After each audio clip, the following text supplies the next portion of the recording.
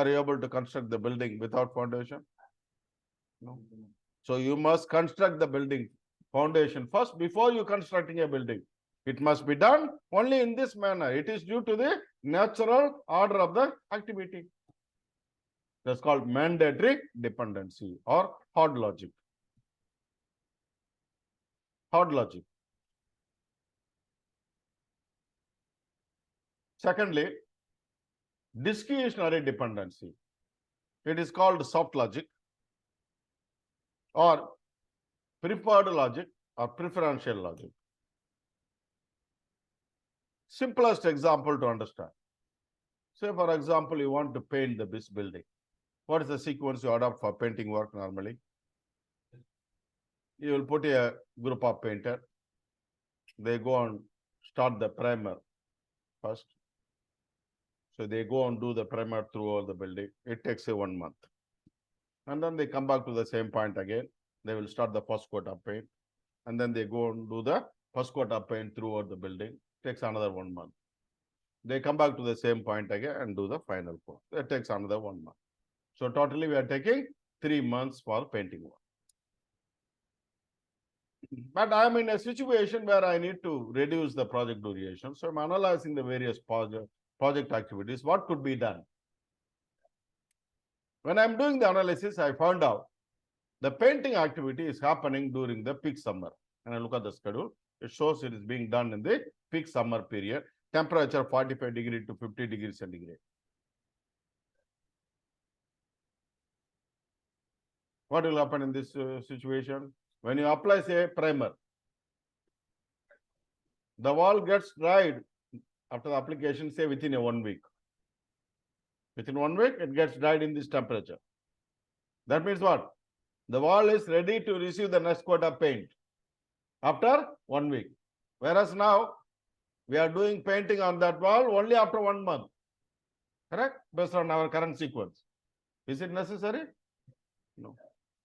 So I can change the logic. I can change the logic. I start my primer. 1 week later, I start my first coat. 1 week later, I start my final coat. I'm overlapping. I'm changing the sequence. I'm modifying the sequence. There's a possibility. It's not a mandatory. It is a soft logic. I can easily modify it. So generally, project management team in the project, they determine this kind of sequence based on the various constraints they are facing in the project, based on their experience. Yeah. The next one is external dependency. What is external dependency? Name itself tells you it is not under your external dependency. Say, for example, recently 𝗙𝗃 announced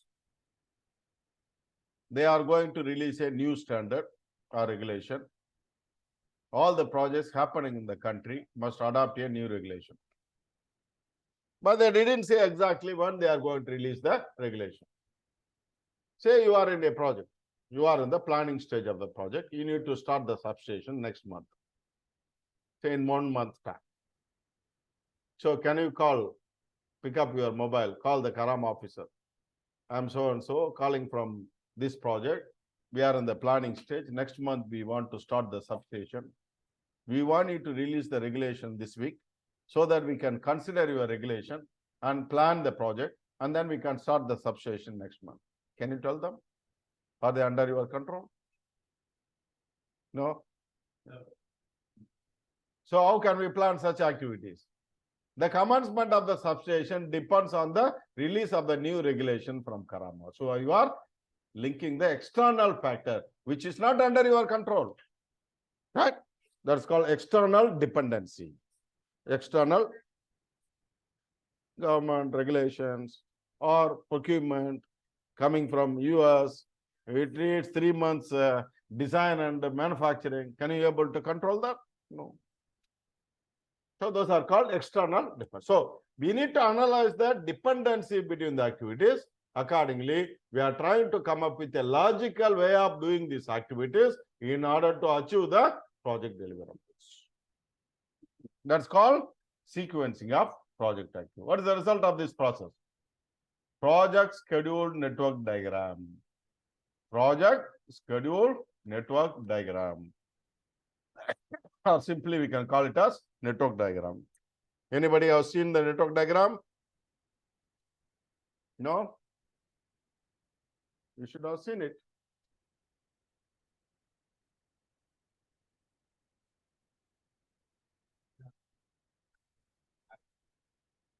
Arrows, yes. It may not be here.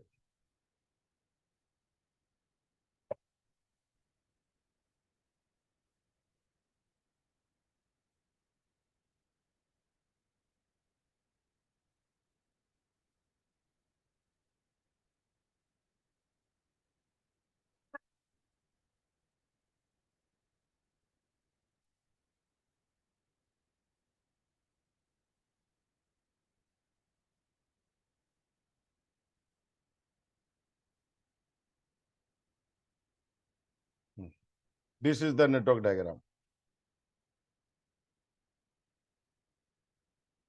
So, when you look at the network diagram, you can see from the start of the project until end of the project, in what specific sequence the project activities are being carried out in producing the project deliverables. Now, when the team look at it, they have the better understanding of the project work compared to the WBS. Why? In the WBS, they can see only the deliverables which they are going to produce. Here, what activities they need to perform, in what specific sequence they need to perform in producing the deliverable. That means every step of the planning work, the team is getting better and better understanding about the project. That's our aim also. We want the team to understand the project, so that when they go to execution, they will be able to perform the work efficiently, to achieve the work according to the plan.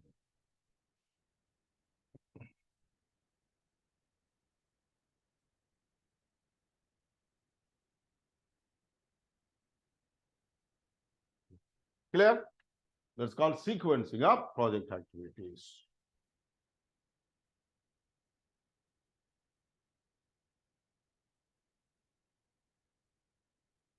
For the next step,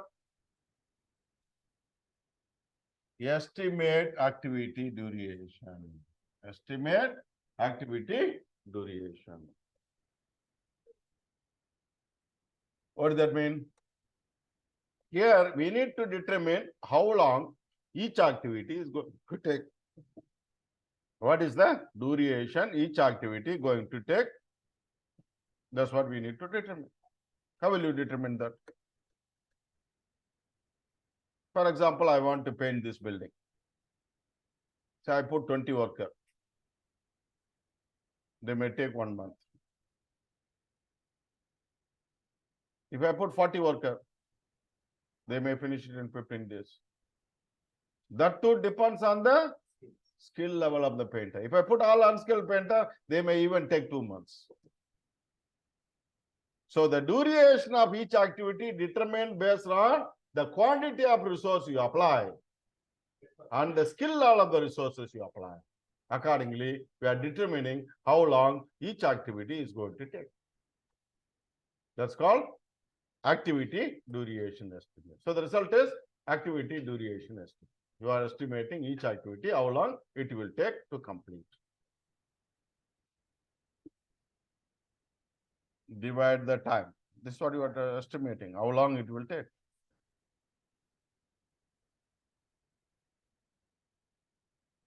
This considers productivity of the resources, how much they can achieve on each day. All this they will consider while they are determining them. In this time, they will not determine the productivity, but when they say the quantity of resource, 20 resources, their capability, what is the productivity rate? That is being considered for determining the duration. Correct. Done. If you work 5 hours, they may take 2 months. Like that. Yes. Correct. That's what we are doing it here. So the activity duration estimate. That's what you are doing it in this process. The next step is schedule. What am I schedule? Develop schedule. Develop schedule. What am I develop schedule?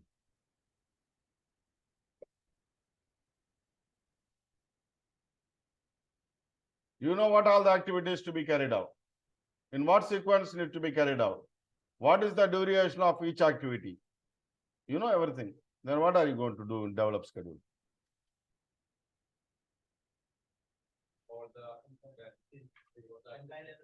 All this activity put in a single location. Huh? You determine that in the sequence. That's why I said, you know all the activities, you know what sequence to be performed, you know what is the duration of each activity, you know everything. Then what are you going to do here? That's my question. What's the meaning of develop schedule? Putting together. Project manager cannot say like this, putting together. No. Yes, you know each activity, how long it will take. Say I have 20 activities, for example. Each activity take 10 days, for example. So what is the duration of the project? Do you know? Each activity going to take 10 days. We have 20 activities in the project. So what is the duration of the project? 20 into 10? No. Not necessary. So the duration of the project is determined in this proper. So the develop schedule is the process of determining how long the project will take, which you don't know yet until you develop the schedule. So what we are going to do, we are going to take the duration, put it in the calendar, we analyze and determine what is the shortest time period we could complete the project. That's called develop schedule process. It is a calendar-based method of determining the duration of the project. So the duration of the project is not sum of the duration of all the activities. We are putting this duration into the calendar, analyzing, using the technique, and coming up with what is the shortest time period we could complete the project. That's called develop schedule. Here we are going to learn a lot of techniques. Schedule network analysis, critical path method, schedule compression techniques like crashing, fast tracking, resource leveling, resource smoothing, what if scenario analysis, Monte Carlo simulation. There are multi techniques we are going to learn in this process in order to come up with the shortest time period we could complete the project. So you are determining basically critical path of the project in this process. What is critical path? It is the longest path through the network diagram, which determines the shortest time period we could complete the project. What does that mean? For example, when you look at the network diagram, you can see from the start to the end of the project, there are multi-path available, right? There are multi-path we have seen. Say path 1 takes 200 days. Path 2 takes 300 days. Path 3 takes 400 days. So what is the critical path of the project? 400 days. Why? Even you finish the path 1 activities, path 2 activities in 200 days, 300 days, can we claim project is completed? No. Until you complete the path of activities, which has 400 days in duration. That is the duration of the project. So by definition, critical path is the longest duration path through the network diagram, which determines the shortest time period we could complete the project. So whenever people ask you, why we need 400 days, you can able to prove them why you need 400 days. Right? That's what we are doing through the develop schedule process. So you see the difference between duration estimate and develop schedule. Clear? Now we need to go into the cost management. Yeah. Plan cost management. What is the result of this process? Cost management. Very good. What does that mean? You as a project manager thinking in advance, how are you going to manage the cost of the project? What is your strategy and approach in managing the cost of the project? Where you are thinking about how are you going to estimate the cost of the project? What are all the tools and techniques you may utilize? What are the tools and techniques you may utilize? What level of accuracy of cost estimation looking for? Because the accuracy of any estimate depends on the level of information available with you and which stage of the project life cycle you are estimating. Why I say this? Because, say, for example, in the initiation stage, when I ask you how much this project will cost, what will you tell me? Based on the high level information, you may estimate roughly and say, so this project will cost between 300 to 600 million. Where is 300? Where is 600? So 100% variance in terms of, because you have only high level information available with you. Right? I said, okay. Then when I move into the planning, I almost finalized the scope of work. I also got the early stage of planning. I got that, say, concept design from the designer. Now I'm giving to the team. Guys, come up with a cost estimation for the project. In the concept design, you have some level of information, but not the detailed level, right? So based on that information, they make some assumptions. Based on their previous experience, they come up with an estimate. Now they may say, so this project will cost between 300 to 500 million. That's what they will say. Okay, I said, okay, then move further into the planning. Almost I'm in the middle of the planning. I also got the schematic design from the designer. Now I'm giving to the team. Guys, come up with your estimate. Now they are saying, sir, based on the level of information available in the schematic design, the project will cost between 300 to 400 million. Getting down, getting narrow range now, right?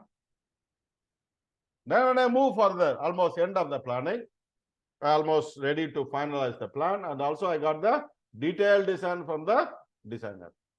So now they have more information.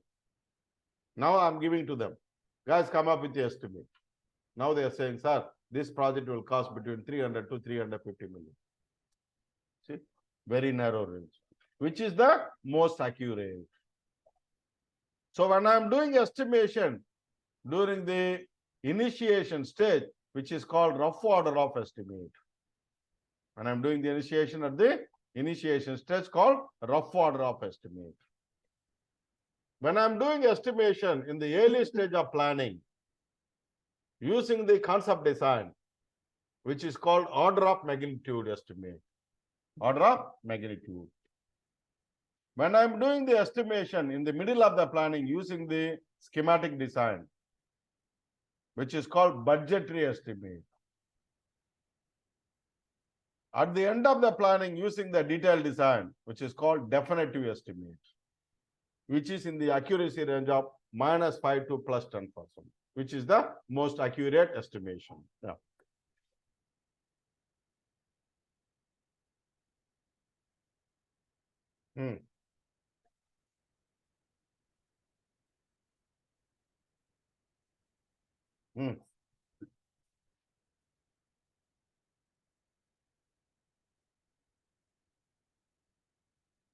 Now, that we are going to finalize in the determined budget process. That I'm going to explain. Whatever the cost we agreed in the determined budget process, that is our cost to manage.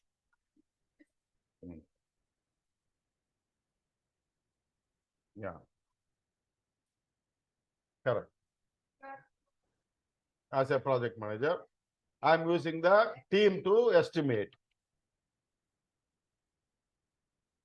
Everything is being considered. It will cost between 300 to 400 million, 300 to 350 million. This is my estimate. When the contractor comes in during the procurement stage, when they quoted the price, then it may be lower than our budget, it may be higher than our budget. If it is lower than our budget, so we need to make adjustment to our budget. If it is higher than the budget also, I need to make adjustment in my budget based on actual deployment of the contractor. That's the second, next stage. after awarding contract. We need to make adjustment to the plan. We'll talk about it when we go further. Is it clear? What is the cost management plan? Okay. The next is estimate cost and determine budget. But for that, I'm going to come out from the screen.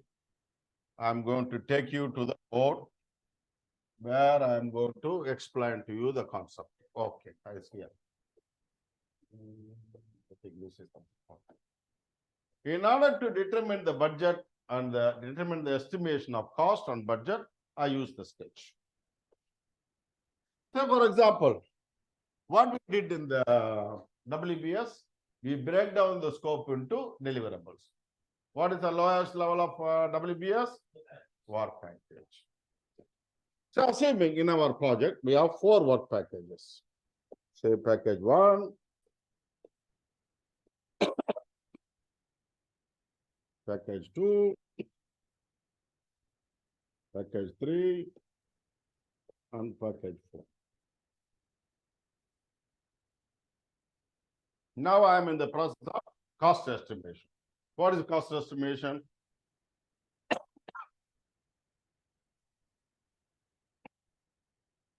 What is cost estimation?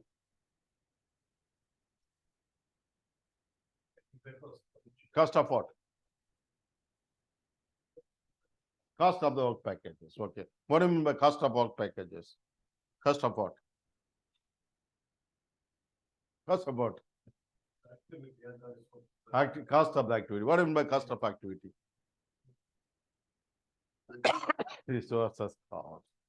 Basically, we are estimating the cost of the resources required for carrying out the project work. So what do? In the defined activities process, you break down the package into activities, right? Say activity 1, activity 2, activity 3. So each package you are dividing into activities, you break down under defined activities process. Now you need to estimate the cost of each activity, add up together, you get the package cost. What do you mean by cost of each activity? Cost of the resources required for each activity. What is the resources required? Skilled resources, right? Skilled resources, materials, equipments, quality efforts, project management efforts, and so on. All the resources required being estimated, add up together, you get the activity cost. Add up all the activity costs, it's package cost. If you add up all the packages, you get the cost of the project.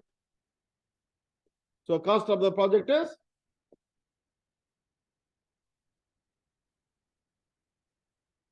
add up all the package costs. Right? This is called cost estimation, nothing else. Yes, material, equipment, everything. Everything. Yes, yes. All resources required for carrying out the project activities has to be estimated in detail, add up together, you get the package cost.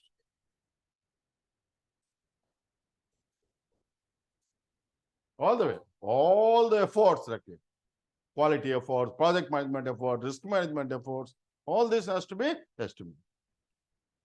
This is called cost estimation. What is this process? Cost estimation. Correct?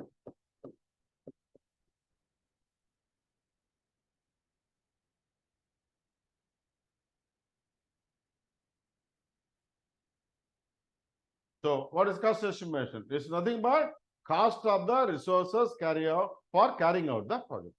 That's all. It could be human resources, material, equipments, quality efforts, project management efforts, risk management efforts, overhead, profit, all this being estimated together. Okay. So when I complete this estimation process, say I'm getting 300 million as the cost of the project. When I complete the cost estimation process, I'm getting 300 million as the cost of the project. So, okay, I finished the cost estimation. The next step is budgeting. What is budgeting? Tell me what is your understanding on the budgeting? Overall, what do you mean overall? What is contingency? So when I complete the cost estimation, I'm trying to come up with the approximate cost of the resources required for carrying out the project. I make many assumptions, I consider many constraints, I consider different situations, fluctuations in availability of material, fluctuation in cost, all this being considered while you are doing estimation. So can I move to execution with this amount or anything to be added?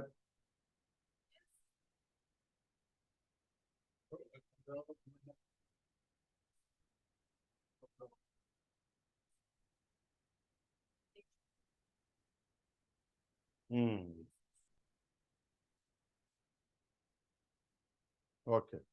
You are there, but you don't know the technical, the name of it. Okay. Profit, as part of the estimation, we may estimate the profit.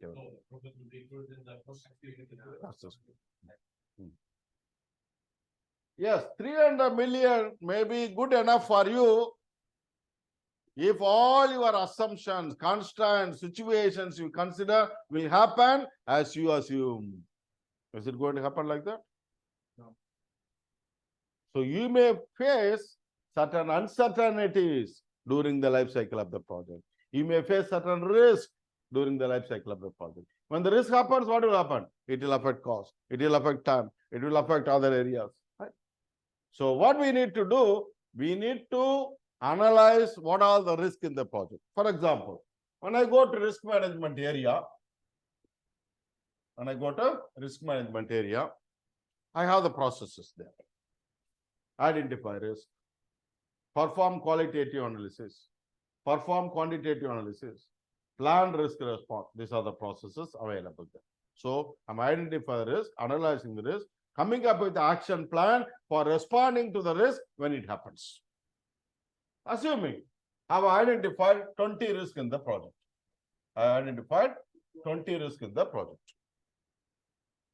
I'm going through the risk management processes.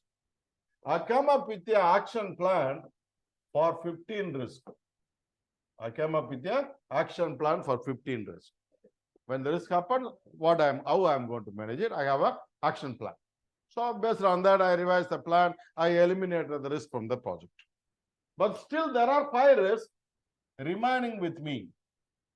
There are 5 risks remaining with me, where I cracked my head with the team to come up with the action plan, but I'm not able to come up with any workable action plan. What can I do with this risk? Because I don't have the plan, can I ignore them? No. So in order to deal with the risk which are remaining with you upon completion of the risk management processes, you are adding additional time, additional cost into your plans. This additional time or cost added to the project plan to mitigate the risk which are remaining with you without any workable action plan. They are called as contingency reserve. What is that called? Contingency reserve. So I'm adding additional cost and time to deal with the risk, which is called contingency reserve.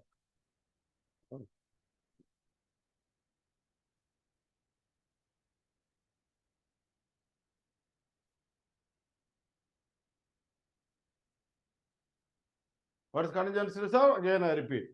The additional cost or time added to the project plan to mitigate the risk which are remaining with us upon completion of the risk management processes. So you can use this amount to manage it when the risk happens. Do we know them? We know them. We can able to calculate in the risk management.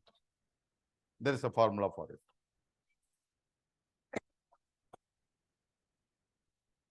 it. Yes. So I'm adding additional 30 million as a contingency reserve. This 30 million contingency reserve is for dealing with the foreseeable risk. What is this called? Foreseeable risk. Foreseeable risk. What is my foreseeable risk? I can foresee these risks from my plans. So I'm adding additional time to deal with. This is one. Now what happened now? Total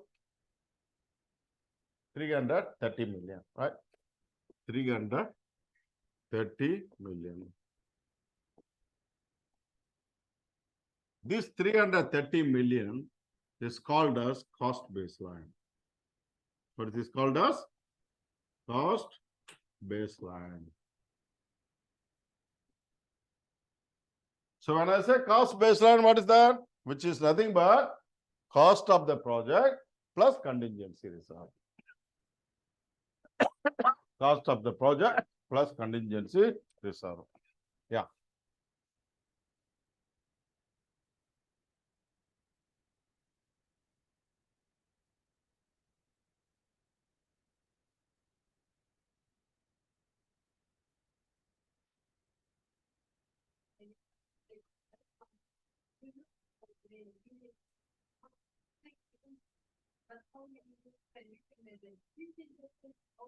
No, this one we can calculate from the risk management area.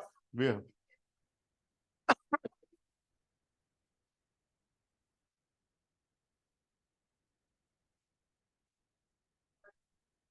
that we will cover. So this one can be done only upon completion of the risk management processes. We can calculate this value. This amount we can calculate. Yeah, there is a processes. There is a calculation to be done for determining the contingency reserve there. So from there we can take it. Clear? This I am explaining the principle. Wait. Not yet finished. Okay. This so far we dealt with the risks which are known to us, which is foreseeable risk. We can foresee these risks from our plans. But you may also face possible unforeseen risk. What is unforeseen risk? Example, last 3 years ago, blockade happens. When the blockade happened, what happened to us? All our supply chain routes are affected. We used to get material from Saudi, Dubai, or other places. All these countries applied the blockade, so we are not able to get any materials from them. So what we did? We went to the other regions, longer regions. We took bring the material from longer regions. We spent air freight money. We spent longer shipping route. We ended up spending additional cost. We also got delayed, right? How will you deal with such a situations? So you need to add amount for dealing with the unforeseen risk. Yes, not you, client. No. Of course, you can do that. Again, it's going to ruin. But we already have this amount in our hand to deal with such a situation. So in order to deal with the unforeseen risk, we are adding additional time and cost into our plans, which is called management reserve. What is that called? Management reserve.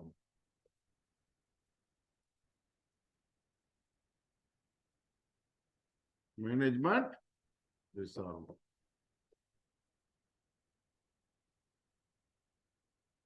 What is management reserve? It is the additional time or cost added to the project plans to mitigate the risk which are not known to you, which is unforeseen risk. Which is unforeseen risk. How do you determine this amount? This one we have to determine based on the industry. Certain percentage we have. Construction industry we have certain percent, 10%, 15%. Yeah. Say like high risk industry like oil and gas, they may add more.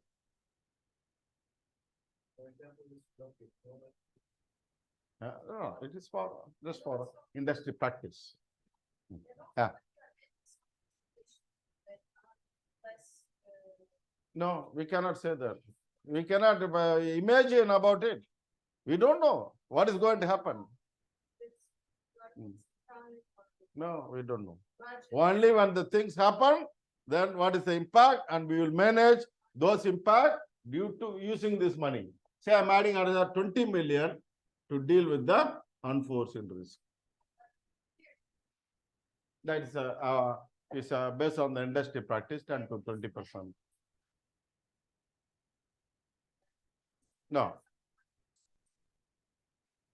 No, we don't have plan. For unforeseen risk, we cannot plan. That is industry practice. Say, for example, construction industry normally practices up to 15% as additional amount we have. IT industry have certain percentage. The oil and gas industry, high risk project, so they may have 30% as an unforeseen risk. Like, yeah. No, it is applied. I will tell you how it is applied.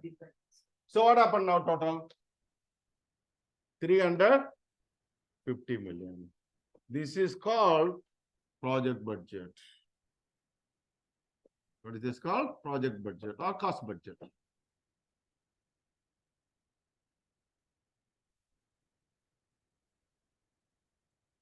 So your budget of the project is 350 million, which includes estimated cost plus contingency reserve plus management reserve.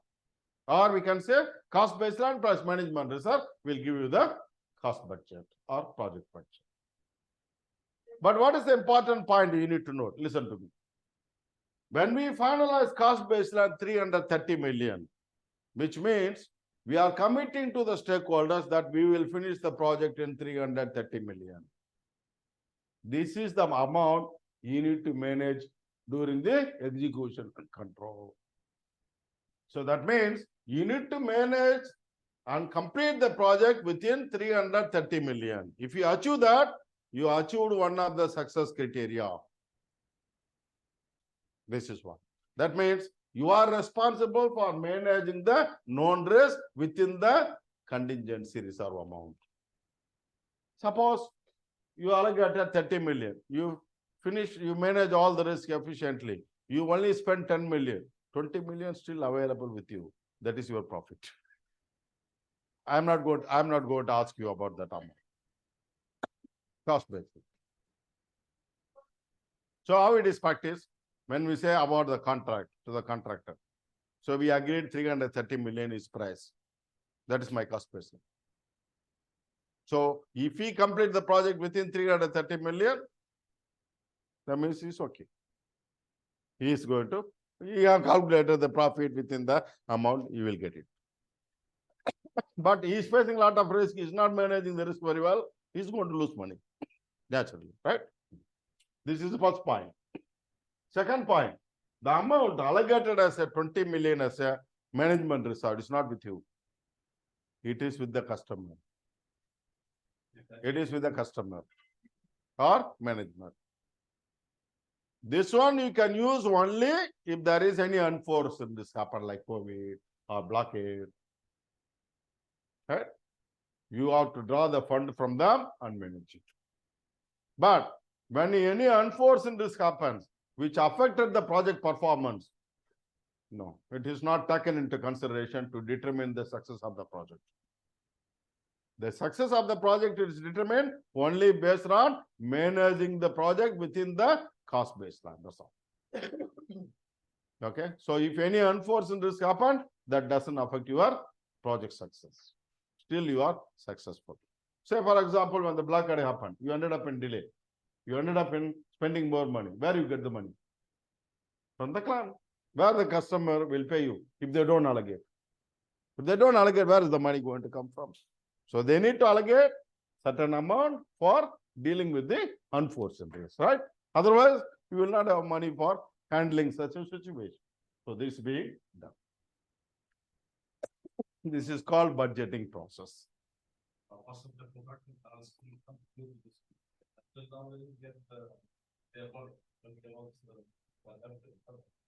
That may be many reasons behind it that we don't know. But this is the principle. Yeah, sure. They pay. They pay during the time all the additional costs.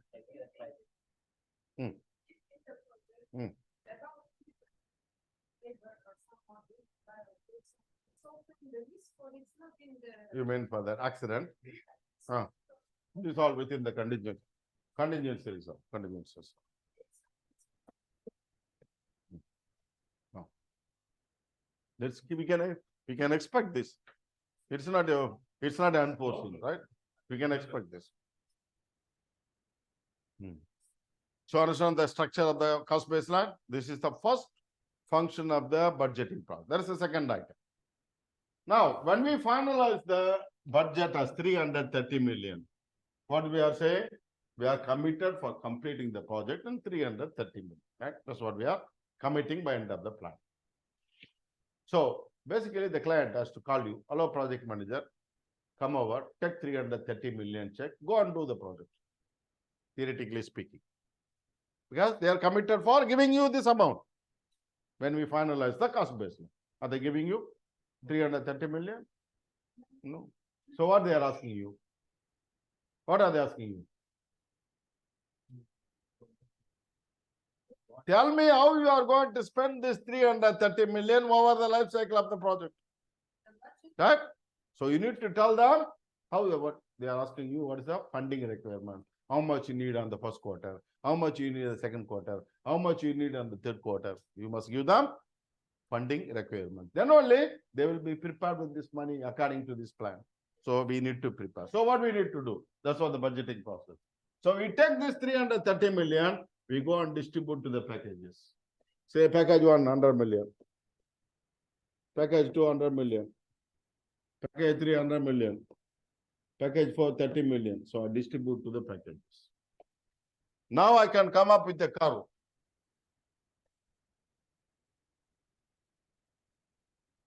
Cost versus time. How much you need in the first quarter? When you look at the plan, you know what all the deliverables we are going to produce in the first quarter. You know the budgeted amount for each deliverable. So you can able to come up. What is the budget required for second quarter, third quarter, and so on? I can come up with it. This is the way I am going to spend the money, which is called 𝗙𝗂𝗃𝗃. This is the second part of the second function of the budgeting process, where you are demonstrating to the stakeholders how we are going to spend this 330 million over the life cycle of the project. So they know how much money they need to have in the first quarter, second quarter. So they are not going to keep 330 million from the day one, right? They also need to be prepared with the money. So they must know how we are going to spend it. This is called the budgeting process. So whenever I ask you, what is the function of the budgeting process, where you need to tell me we are determining the cost baseline and cost budget. That's the first function. So that's the second function. We are providing the project funding requirements, how we are going to spend this amount over the life cycle of the project. These two are the functions of the budgeting process. But when you're looking at the process mapping, even though the determined budget is in the cost management area, you cannot be able to determine the budget until you finish risk management analysis.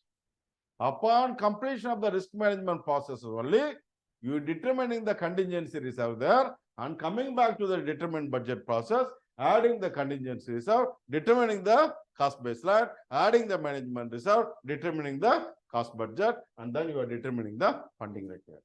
This is the way it happens. Clear? Any doubt? Okay, this is good enough for the day. Let us meet on Saturday, right? Are you free tomorrow? Next week we will have one class more. We can take. Actually, we can save. You mean the time? In this hour. Cost management? Yeah, we have this is your You mean the schema. presentation? Yeah, no, this is schema all this. This is in the cost management. In the cost management PDF.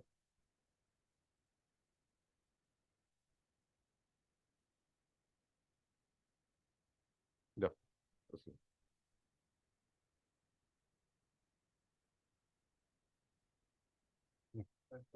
During the scope, you mentioned about the metrics. Scope, what No, there is a requirement traceability matrix. requirement? Traceability matrix. Clear? Online participants? Yeah. I get a question. Yeah. Yes, please. Okay, I heard sometimes we were talking about performance bonds and insurance. So where do you put these two in this chart? That is when you are not in the chart. when you are entering the contract with the Yeah. seller, it is part of the contractual provision to provide performance bond to guarantee that they will be able to complete the work within our contractual guidelines or contractual conditions. So That's why- penalty applies in this? No, not here, not here. Okay. You can share. And the- one more thing, if you had to do some extension of time for any unforeseen reason, Extension, yes, you will get it. this one you can claim it regardless? Yes. Yes, Okay. you can claim it. If any unforeseen risk happen, which creates time impact, cost impact, which need to be compensated by the buyer. Okay. They are using the management reserve fund to do that. If they don't allocate this amount, how they are going to give you? Then they are going to face a difficulty, right? So that's why they are allocating additional time and cost to deal with the unforeseen situations. I mean, what if it wasn't really considered in this? Does the If client it's have not the right not to considered- accept? If it is not considered, the client is going to face a difficulty during that time. He will not have money in his hand to give you. Okay. Yeah. So we'll Yeah. have to compromise something over something else. No. This is all part of the professional practice. You need to do this estimation. We need to have that amount in our hand always. Okay. We should be able to deal with the foreseeable situation as well as unforeseeable situations during the life cycle of the project. Thank you. Okay, thank you. Good night. Bye. Okay. See you on Saturday. Saturday, yes.